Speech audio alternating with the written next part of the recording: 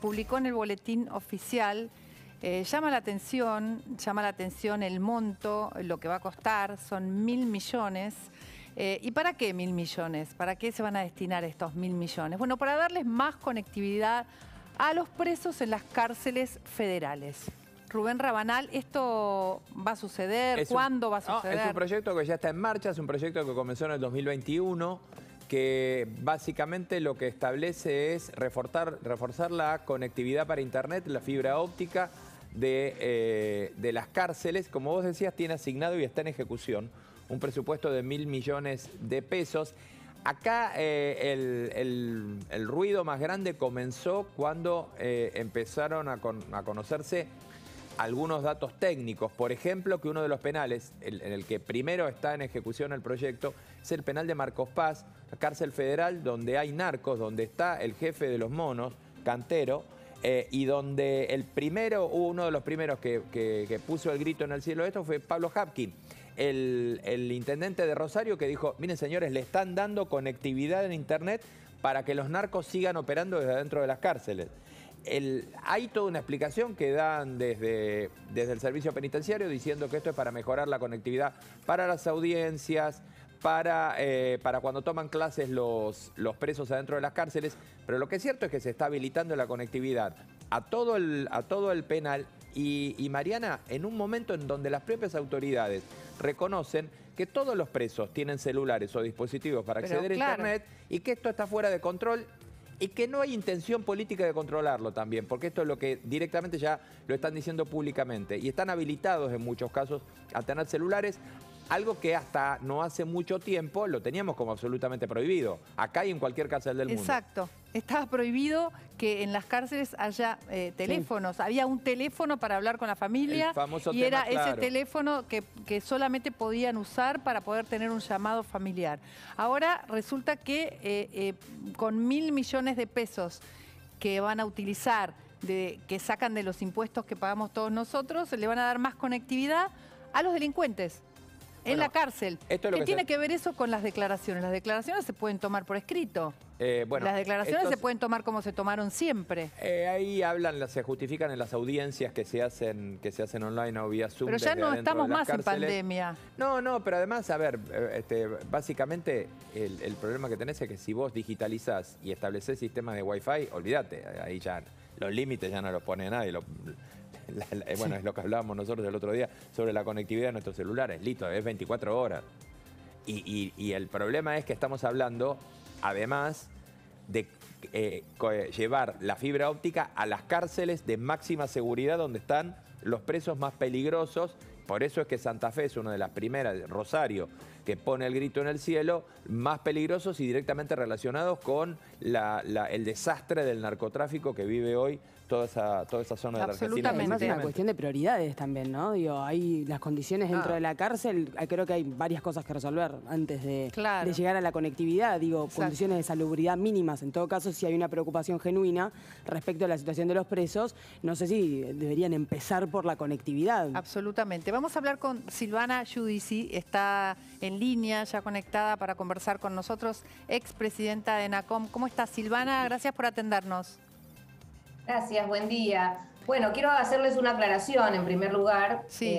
Yo soy ahora soy miembro del ENACOM por la oposición, junto con José Corral, que es el director representando a la UCR. Yo represento al PRO y José Corral a la Unión Cívica Radical.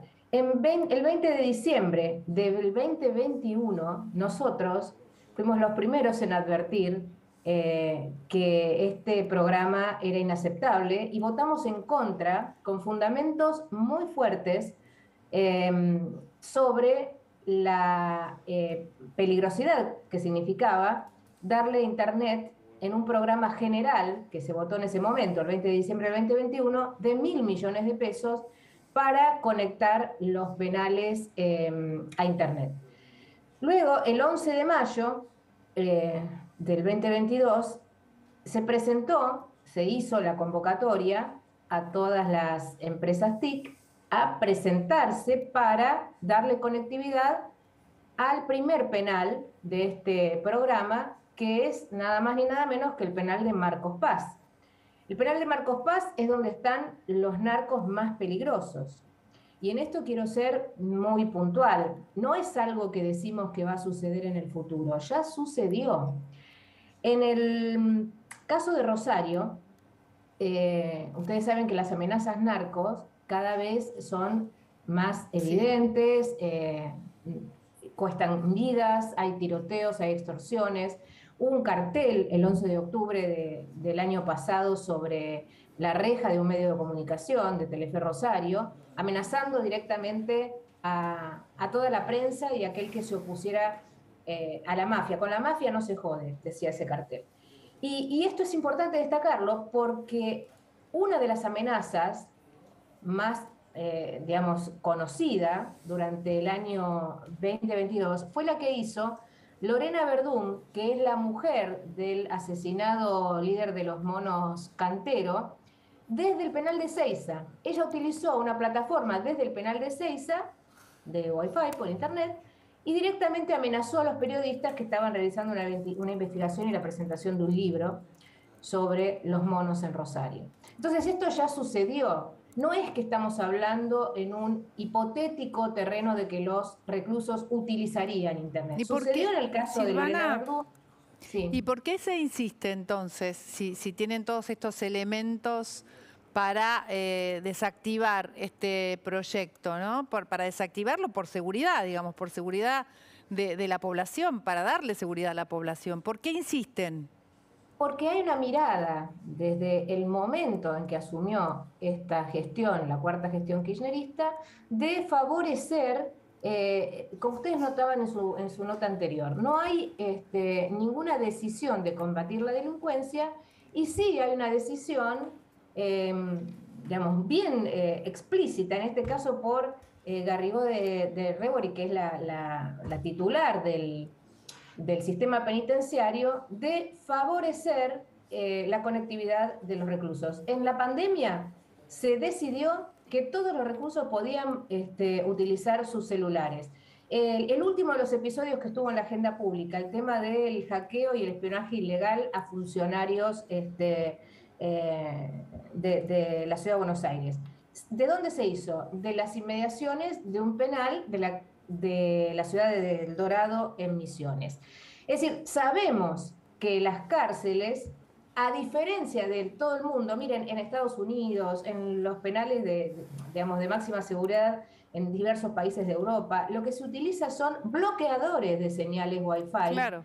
Para que justamente desde dentro de los penales los reclusos no puedan seguir con la organización criminal que tenían fuera de la cárcel.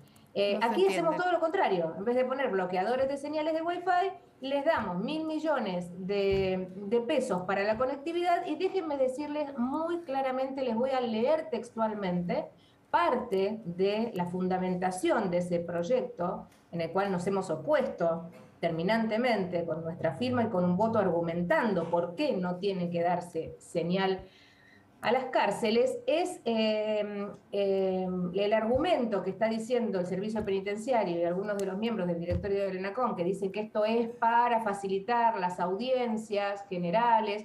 Bueno, eso no es así, porque el proyecto dice textualmente, se va a instalar Internet, ¿por qué? Porque los penales son de vieja data, no todos, ¿no? Porque Marcos Paz, Ezeiza no son de vieja data, pero bueno, con la argumentación de que los penales algunos son de hace 100 años, hay que actualizar las instalaciones de Wi-Fi, pero con el argumento escrito en ese proyecto y explícito en sus argumentos, dice que se va a utilizar para el acceso a la educación, el trabajo, la salud, la asistencia social y el contacto con familiares y allegados de los reclusos.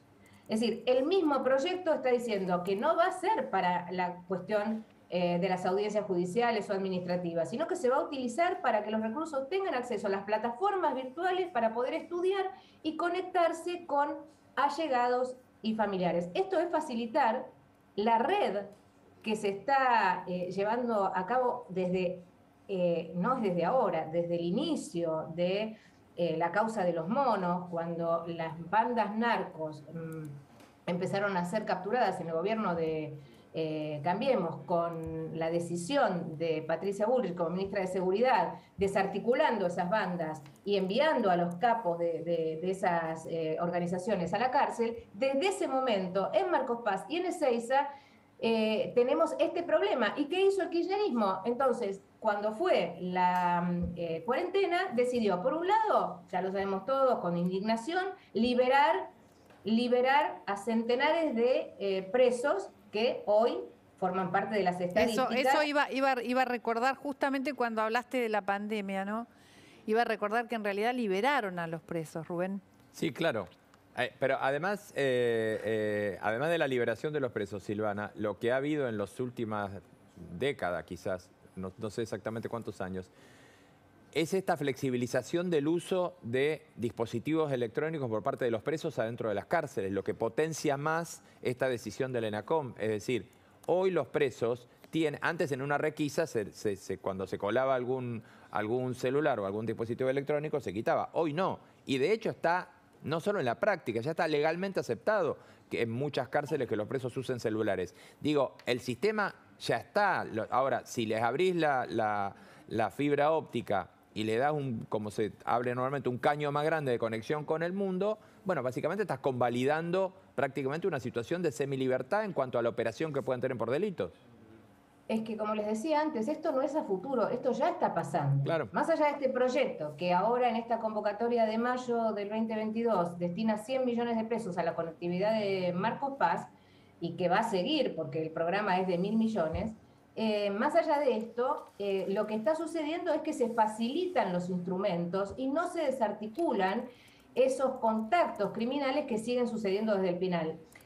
¿Ustedes recuerdan cuando, por ejemplo, hace unos años había una ola de secuestros virtuales, sí, o de extorsiones y delitos que se llevaban a cabo desde los penales? Bueno, ¿qué se hizo en aquel momento? Hubo una disposición de las antiguas autoridades, no existía ni el ENACOM ni las TIC, supongo que sería la CNC, que le puso la obligación a la telefonía fija, a las empresas telefónicas, de avisar cuando la llamada provenía de un penal. Es decir, vos atendías el teléfono y automáticamente tenías un disquito que te decía, esta llamada proviene de un penal.